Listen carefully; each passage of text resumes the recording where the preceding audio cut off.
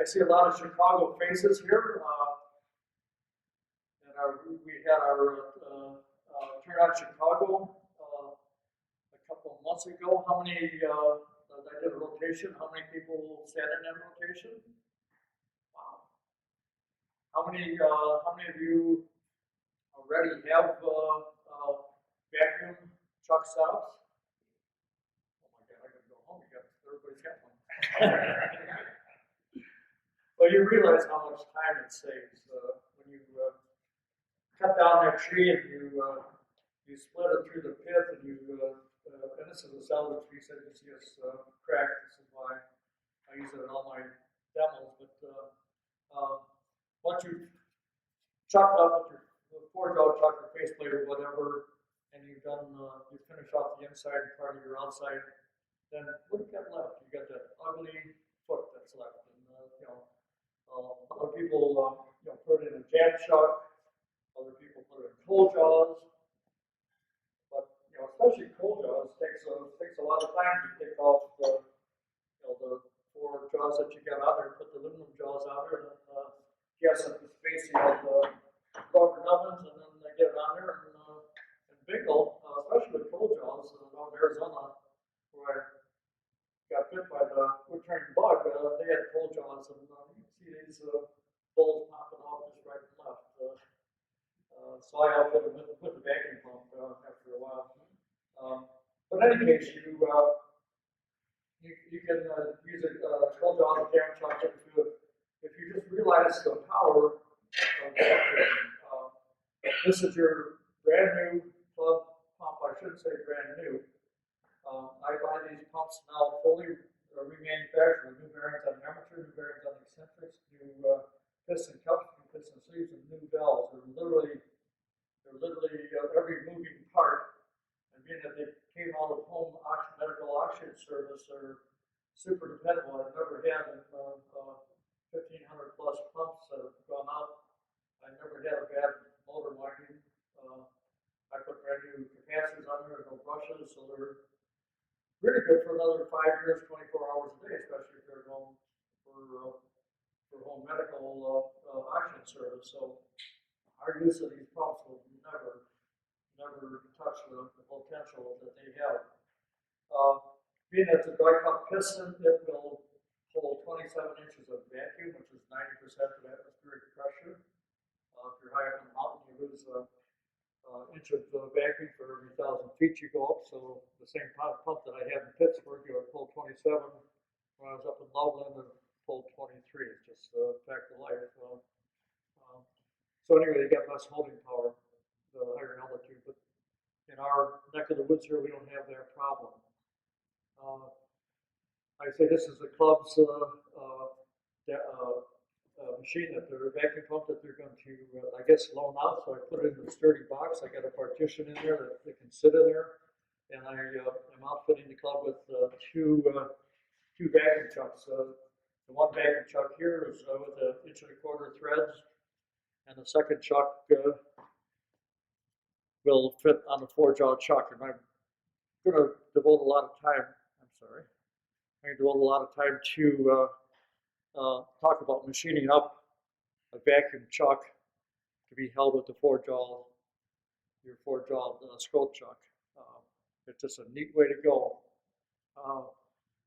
I guess what I would like to, I was down in St. Louis last weekend, and I had my little demo lathe, my 12-inch demo lathe out in the car, but being late down here, I didn't get it out. But I'd like to show the holding power that we have with vacuum. Like I said, 90% of atmospheric pressure, relate that to the 14.6 pounds per square inch that's resting on us all the time.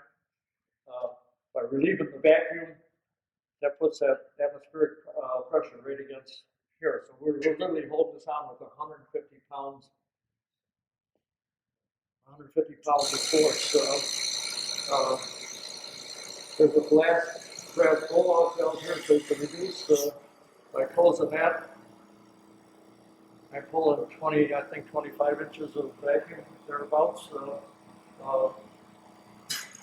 Just off the hose itself, I can pull 27 inches, but there's low loss in the medium here. So I'm pulling 25, 26 inches. I advocate using no hose clamps. Small diameter hose clamps will distort that tubing. The vacuum itself will suck the tubing in, so there isn't a clamp on this whole thing, so it's easy on, easy off. Right now, since I pulled the vacuum on there, with my little demo pump that I got off my truck, I can lift it off the ground. Well, needless to say, I'm not going to do this, but we got 150 pounds holding that against the truck. Okay. I still can't lift it. You get a little bit of an idea. Yes, with the vacuum chuck, you can dislodge this. If your tool control is such that you're still getting catches or major catches, might not be the time to have a vacuum chuck just yet. But just like you can pop them out of a cold jaw, you can pop them off of here. If you're proficient enough that you're not getting catches, you can machine this with no problem at all. Let me just make some shavings.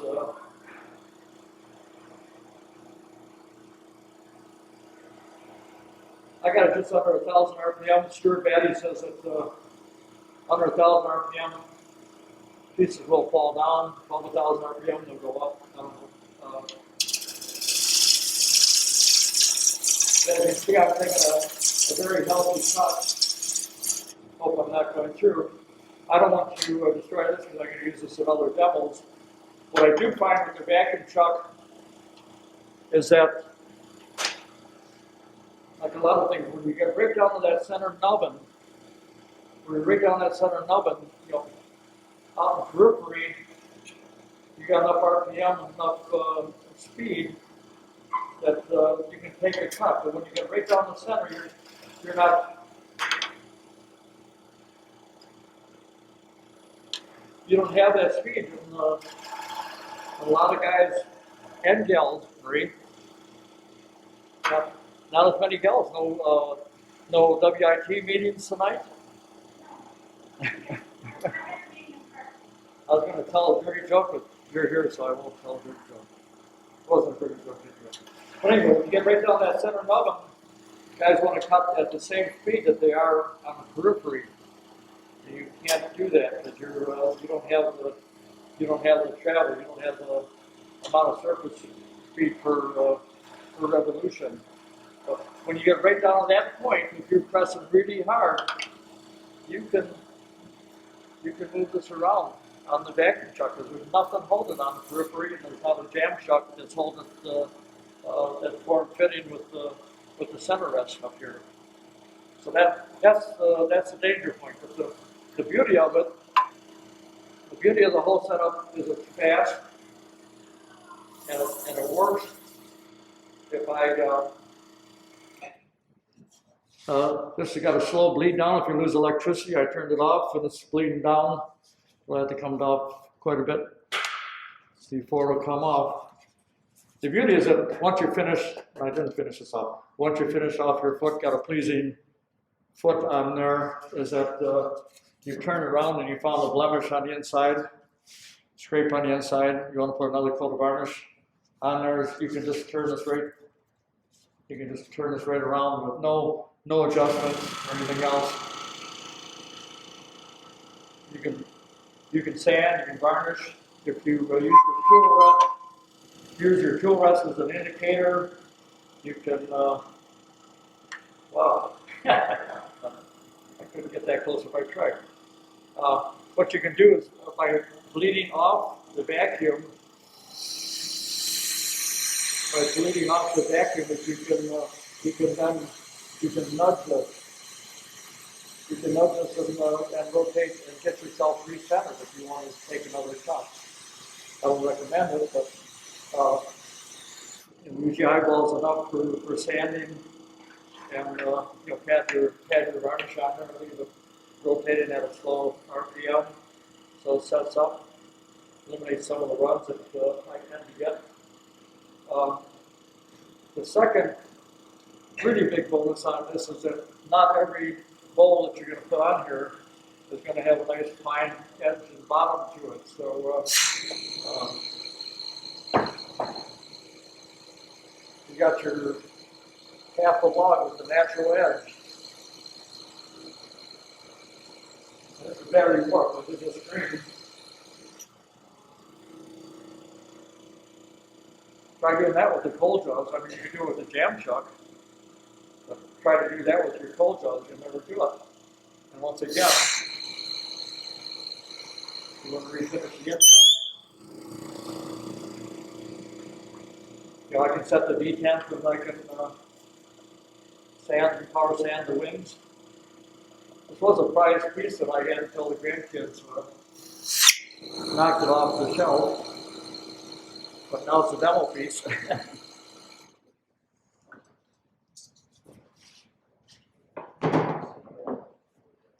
I've been moving along here pretty fast. Usually I'm at doing, let me finish my statement. Question for you.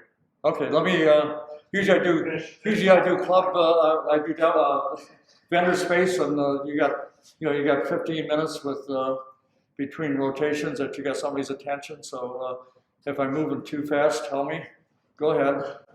Oh, you ready? Yes. Is there a thickness of the bowl blank as you turned it that you have to worry about the pressure breaking the bottom? Very definitely, and we were going to get to that, but you got me early enough. The setup that I have, and we'll talk more about that later, has a 4-inch sewer drain. It's actually 4 1/4 inches ID. That would give you 150 pounds holding powers, you know, especially with a lot of these going out. I feel a lot safer, you know, using that than smaller diameters. Within the realm of, because I'm using PVC pipe mated to a wood block, and I put my bearing, can we get this? Yep. I put my bearing, encapsulate my bearing in the wood block right here.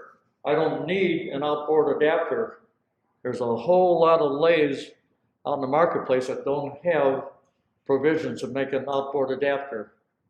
So by putting the bearing here, this is my vacuum chamber right here. And in doing that, my PVC cup rotates you know, with the spindle, and my through piece, it used to be a lamp rod, and that worked really good, except the lamp rod going through this hollow space here would rattle, give you a tailpipe rattle, be disturbing. Sometimes you could shim it up. And, anyway, a year ago, 2 years ago, before Kansas City, fooling around at a friend's house, I came up with using polyethylene tubing to go through the headstock. So that's a tight slip-on fit. It'll go through here. The nice part about that is that, unlike the lamp rod where you had to cut it off at the handwheel side, my tubing you can leave long, and it's even at full rotation, it's never going to wear out or cause a problem.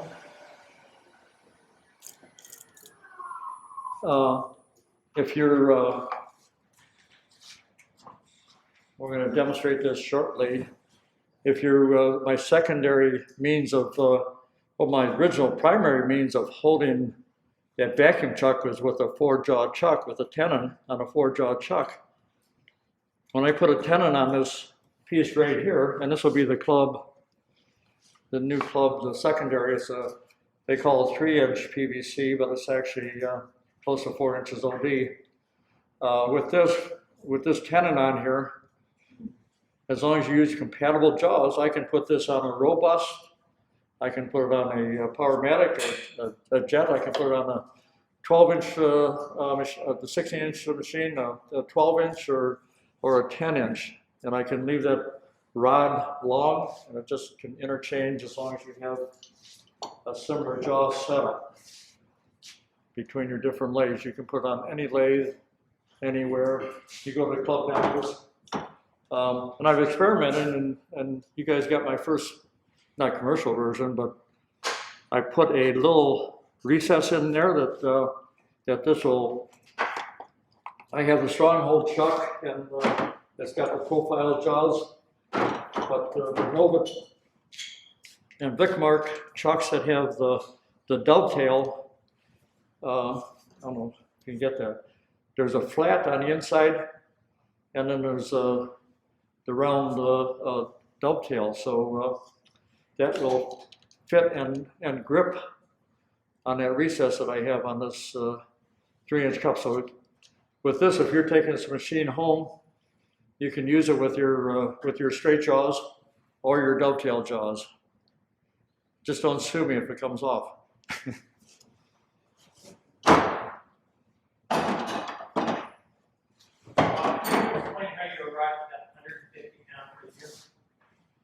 Oh, you want me to?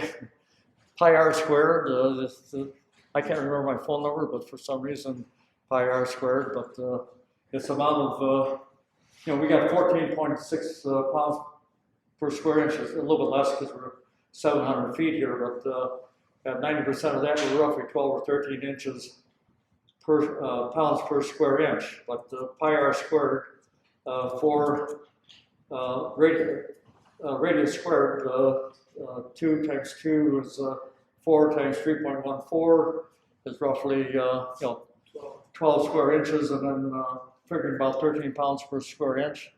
That's roughly 150 pounds. On my website, I actually have one of my old original homebrew videos where I actually had a cup and I had sandbags on a pallet that I lifted up until it popped off, and I had 120 pounds on that pallet. So it's we're close to being right. I think what your question was your getting back to your question. Yes, there is. You see on the holdfast the vacuum venturi pump, which the original ones would be hard pressed to pull 20 inches of vacuum. Craft Supplies only advertised 19 inches of vacuum on the original holdfast with the single venturi. They feature a 6-inch cup. A 6-inch cup with this 27 inches of vacuum will implode almost a 3/16 wall, definitely an 1/8-inch wall. So yes, there are minimums with the 4-inch cup. I've noticed I do a lot of wet woods per se, and I've had them dimple in from not being completely dry. I've had them dimple in from the full vacuum. The nice part about the setup is that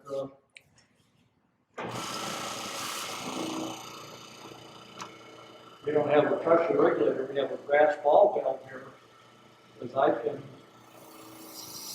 reduce that amount of vacuum that I have and still got good holding power. 20 inches above is fairly adequate, but it's stable. It's stable once I got it going off, as long as you got the same setup. What I forewarn people is that a lot of turners have an old vacuum pump that is very noisy. The gas main type pumps tend to be very noisy unless you have a separate muffler on them. Is that when they put the pumps in a closet, they have a long line leading to their vacuum chuck. But I tell people, I was just fairly close by, because while you're turning, you're not going to be watching to see if you have full vacuum. But if you're starting to turn through the bottom, I don't know if you hear that.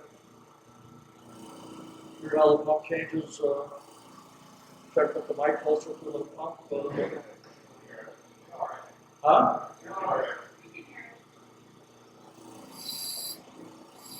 You want to keep want to keep your pump fairly close so that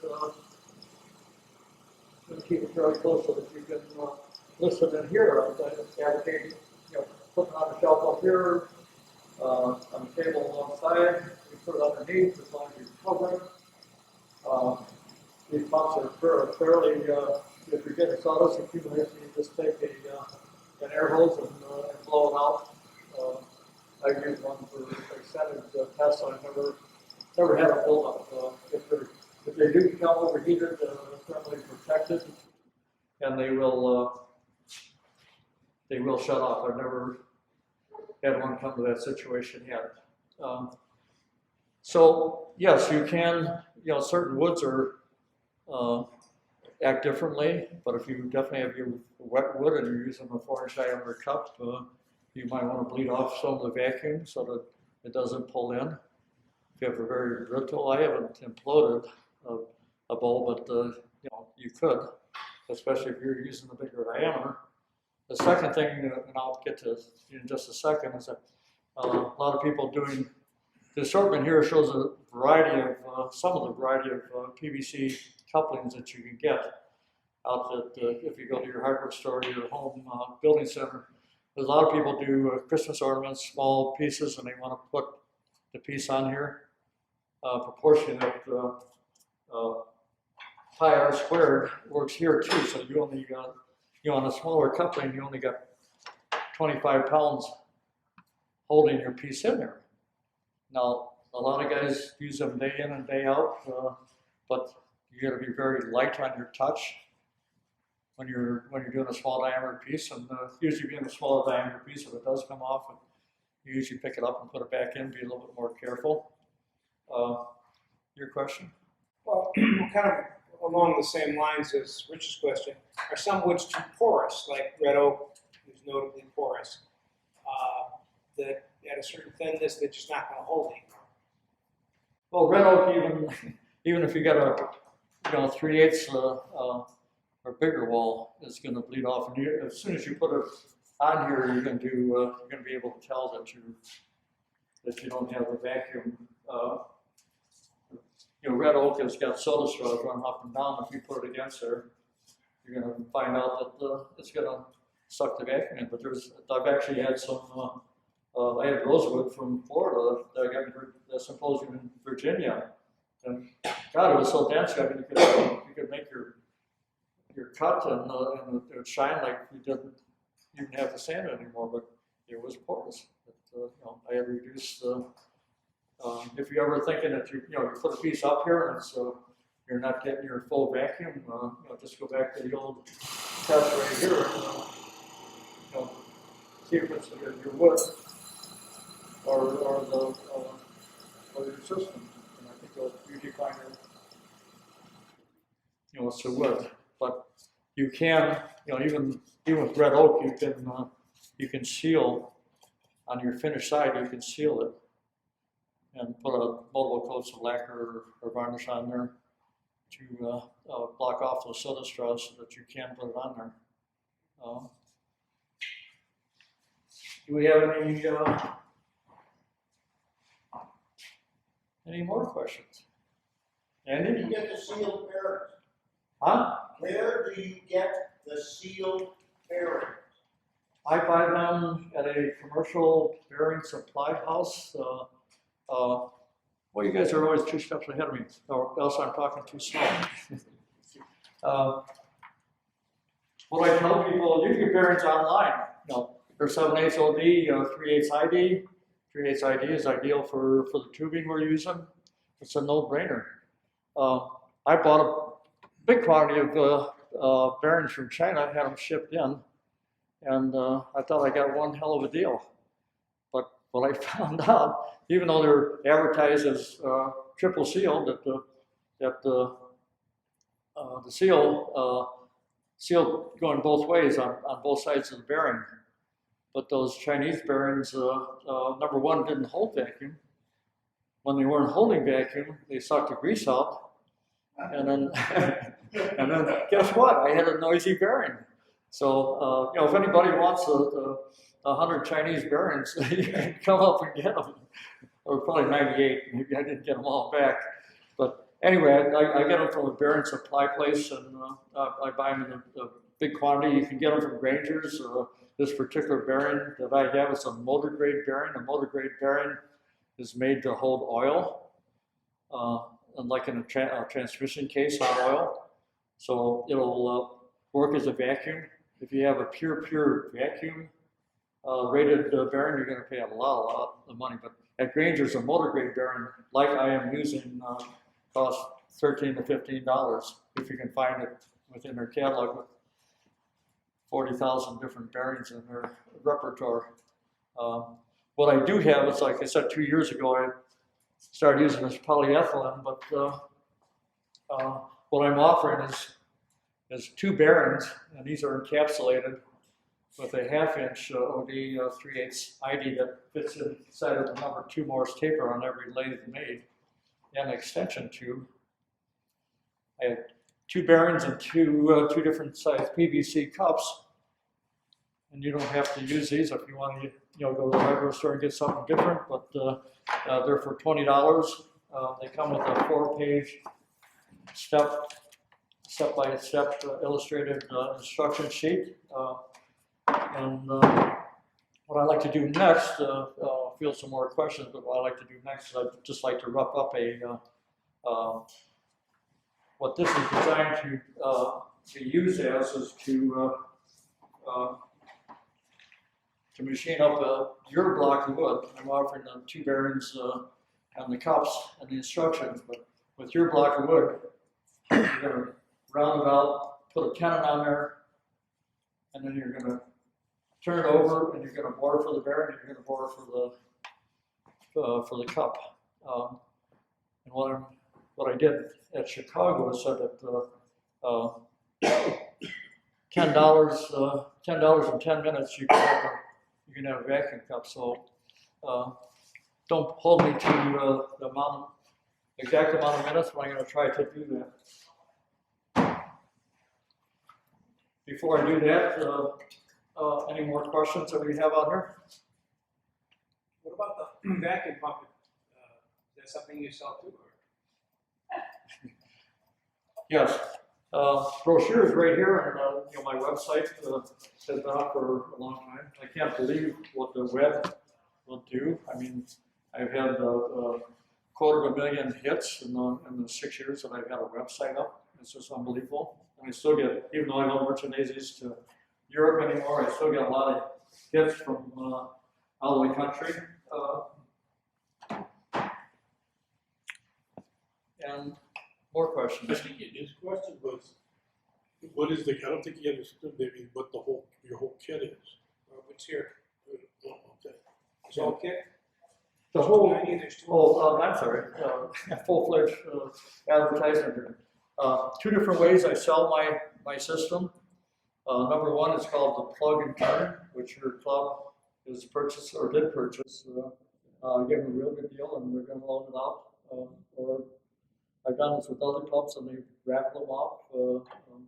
So anyway, the plug and turn is this pump, brass manifold, all the parts are assembled. All you have to do is take it out of the box, put the vacuum gauge on here, put the 2 screens on there, put the muffler on, and put the tube onto your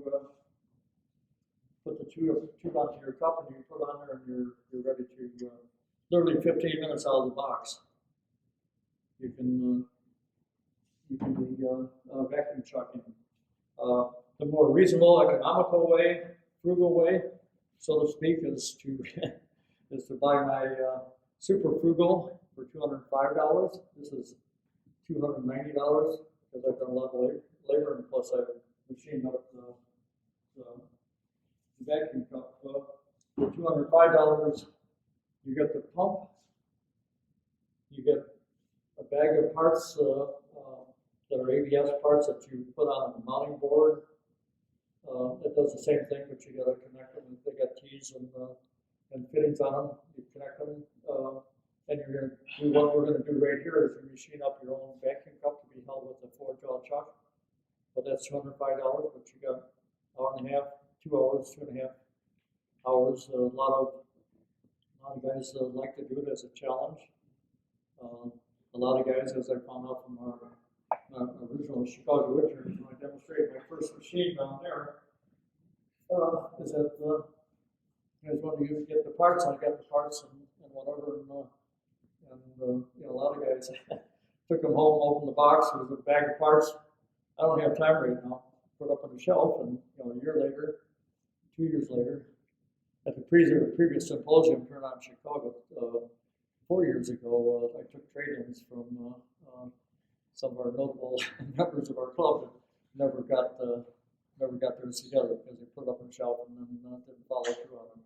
So this is instant gratification for $290. You get a bag of parts and full set of instructions. You know, I got anywhere from half a dozen to 3 dozen. These go out a month, and people pay or PayPal on the website. I ship them out, and I never hear from them. So I think I got a pretty good set of directions out there. I do have a couple pumps out in the truck. I just didn't want to wait and bring them in and you know, start selling. But I think this is a particularly good deal for $20. You get 2 PVC couplings, 2 bearings, and the set of instructions. So anyway, let's get back. You take a hunk of maple. You can round it off. I just literally put it on the table so I got a special jig and knock the corners off.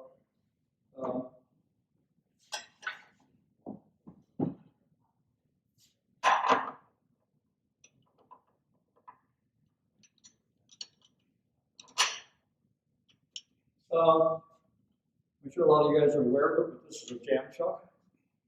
It's not spelled out to be a jam chuck, but it's a jam chuck. You know, you could put the wood worm screw in there, but if I put a hole in here, then I won't be able to bore for my bearing and everything. But by putting pressure against the jaw is fully extended like this, you know, I have a jam chuck. And I mark the center on there. We'll put a lot of pressure on there.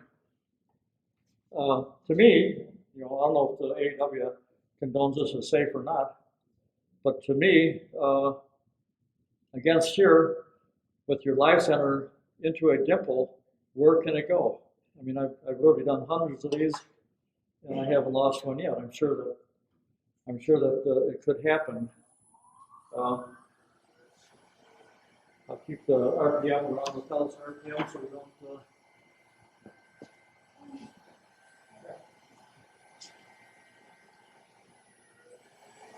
Wow.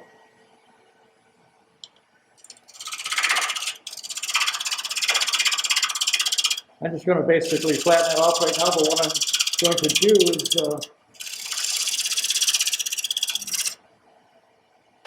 what I'm first going to do is I'm going to round it, make it fully round. And never do this, like they say, never do this.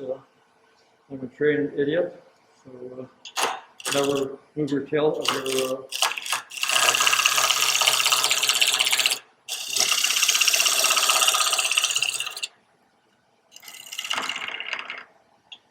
I'm making this.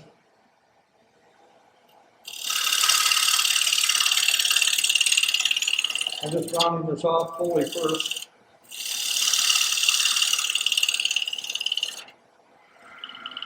No flats on there.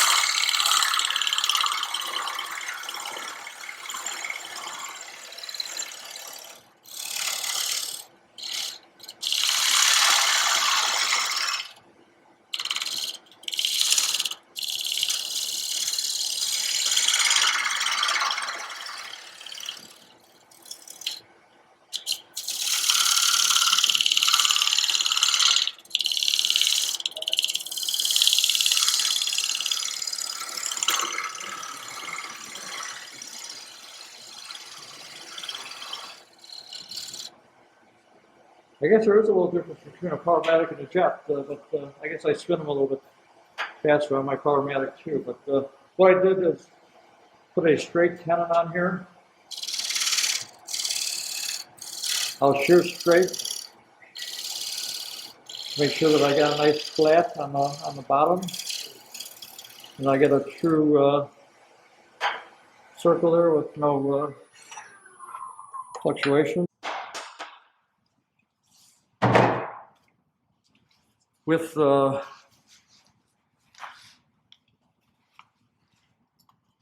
kit, you also get a couple shoulder screws.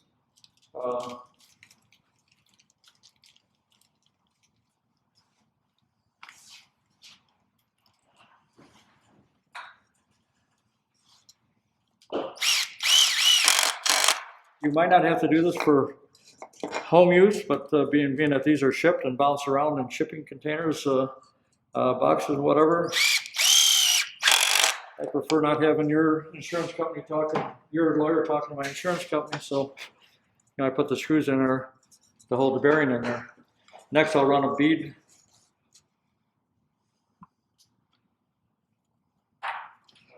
Well,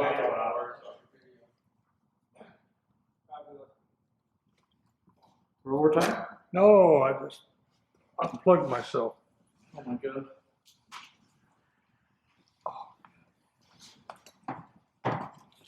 I'll be right back.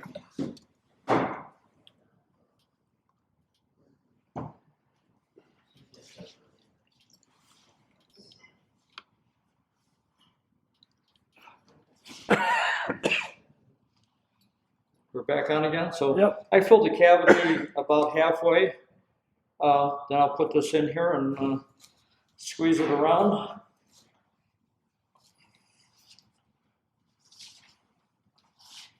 So I put more enough in there.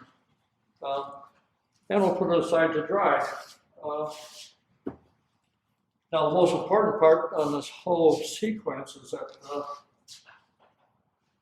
once it's dry, is that we want to true our mating surface.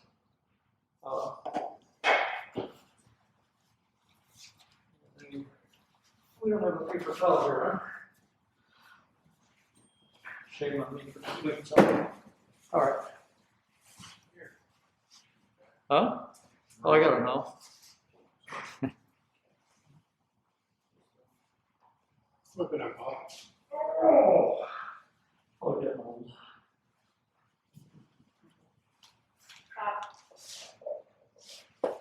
Wow, Oh, you got some. see you later. No, we're short. Spoil them, go ahead.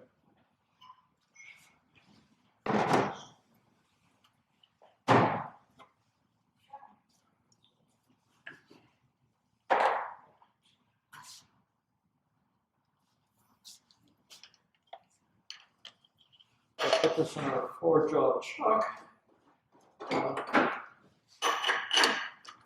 Yeah, I've let them dry for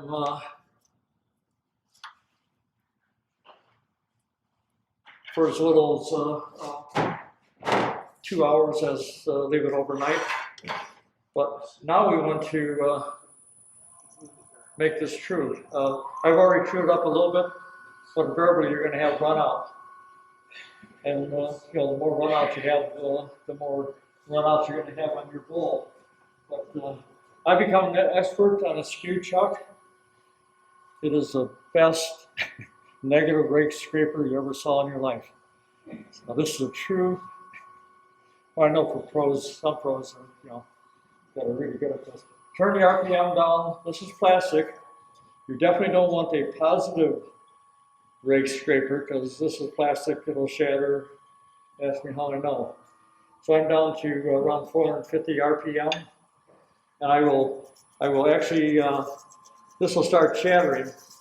So I hold it with one hand and hold my negative rake scraper with the other hand, and I'll put a lot of pressure on there and get it warmed up, and take quite a bit of plastic off there.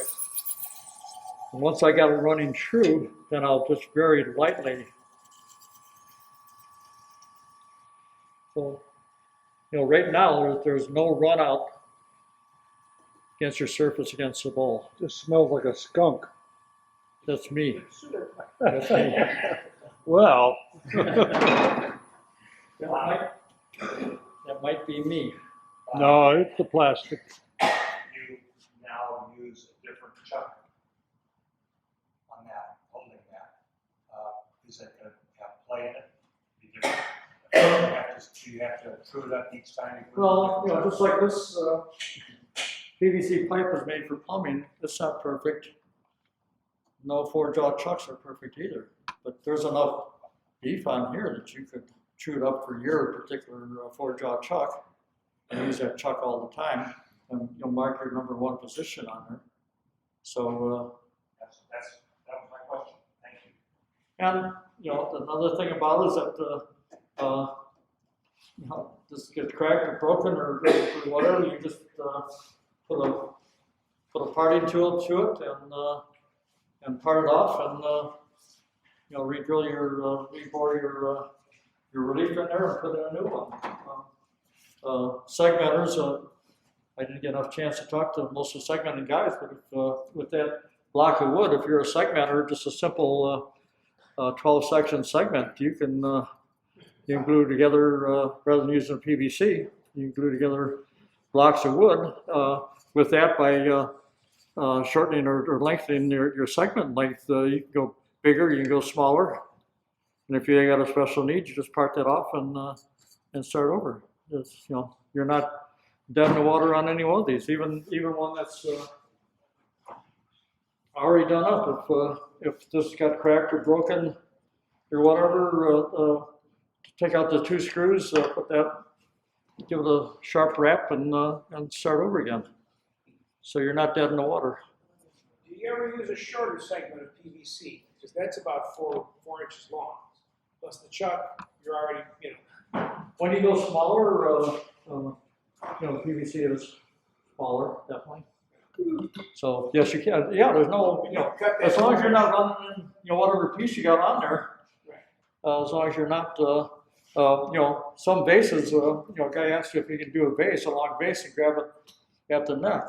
Right? No, there's just too much leverage on there for no lateral, stop of lateral movement. But you can, you know, even your smaller PVC, you can go to the regular sewer tubing and cut it off and chew it up.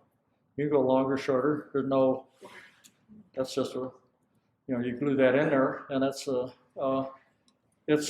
wide open. It's wide open. You can do anything you want. You can do anything you want and make it work. Now, if that's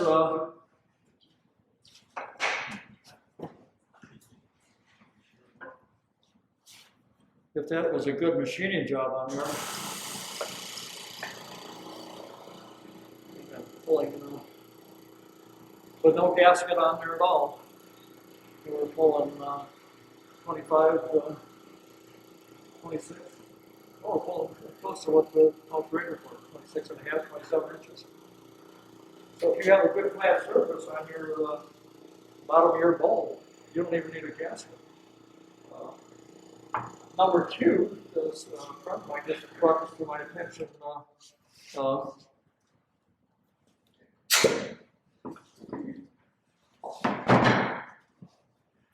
Good old packing tape. You know, this stuff sticks to itself. Rather than using a gasket like I've been using, you just wrap that with packing tape. Nice part about this is that this tape is sticky on itself and it tends to stick to varnish and finished surfaces. So you got another, I want to see, this wouldn't grab before, I want to see if it'll,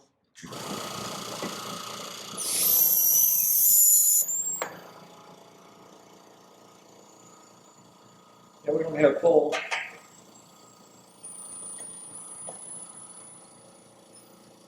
So there's many different ways. As far as gasketing,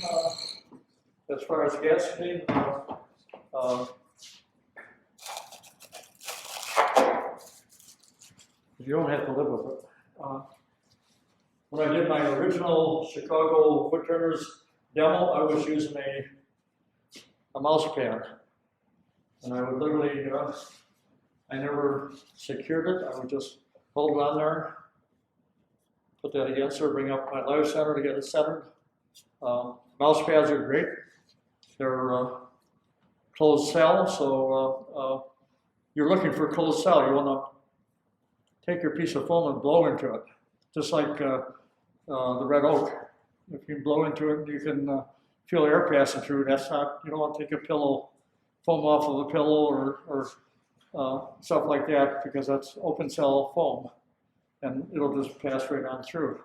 So closed cell, then it came up, well, hell, exercise pad. I found this at Walmart. I said, is that closed cell? Open cell. So I took the exercise pad around the back of the kiosk, and it went like that, and the lady came around and she says, I'm reading it. So anyway, don't make a fool of yourself like I do. Some of the newer exercise pads are 5/32 thick, and they're like a memory foam. Even though they're embossed, they're like a memory foam. If I put that in, 5-10 pieces against her, when I take it off, it returns. But you got to buy an $8 foam pad in order to get this piece. The old standby, and Jason Clark introduced me to this, was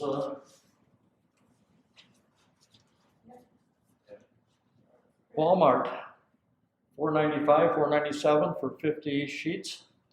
So that's a diamond sheet, so you can, you can tear them off and reuse them, come in multiple colors. I've been told that some of those colors will bleed on a sensitive piece. So, be careful there, but, for that type of money, ideally sized. Take your 40% off coupon to Hobby Lobby, cheaper yet. No, Hobby Lobby is $6.95. And 40% off is $6.95. Huh? Do the calculation. What is it? It's $4.95, it's $5.95 at Hobby Lobby for the same pack. But what you can get at Hobby Lobby is you can get 5mm thick and 12 by 18 sheets. 5mm thick and white. If you get it, I guess I took all the white ones and so stuck with a brown one, and you cut it to size. So in any case, with this sheet,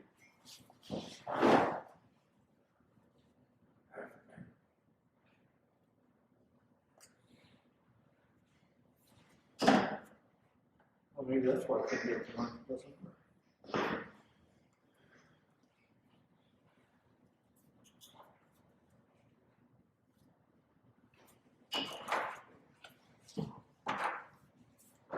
Bobby dropped the microphone. It's your mic. Oh.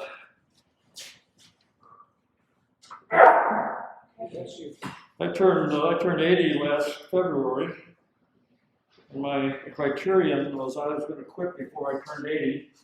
I turned 80, and a month after I turned 80, I said, Diane, I really enjoyed that. Bob, what department do you find that stuff in at Hobby Lobby?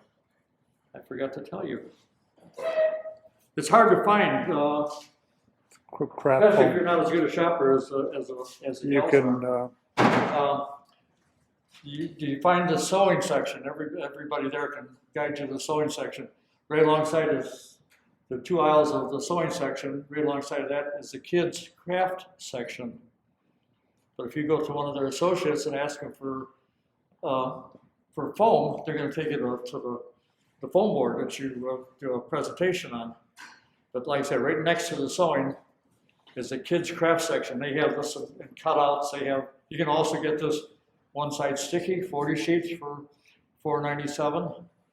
And the thing, a lot of guys swear by the sticky, but I find that the sticky doesn't stick right away. And once it does, then you have to use a scraper to take it off. So in any case, I turned that square.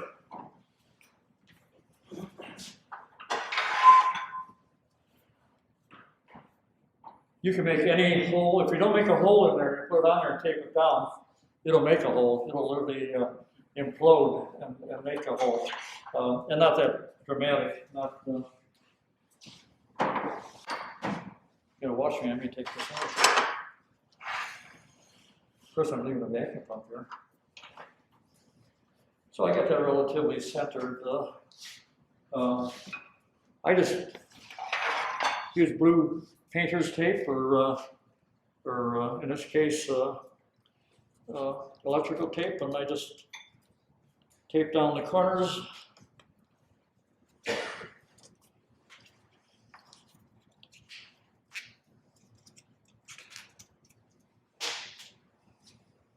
Pull off, pull this back.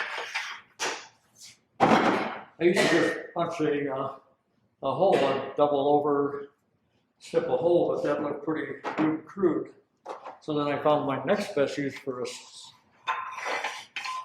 a skew is to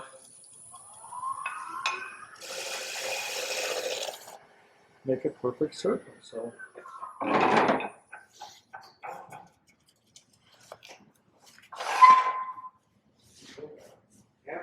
We'll turn things. So, like I say, if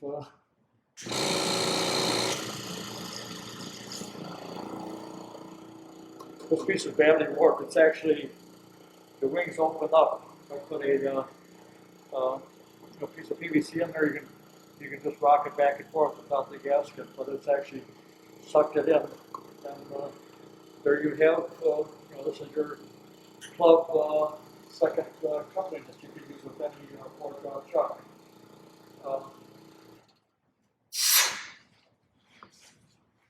And I'm giving the club a whole bunch of foamies there.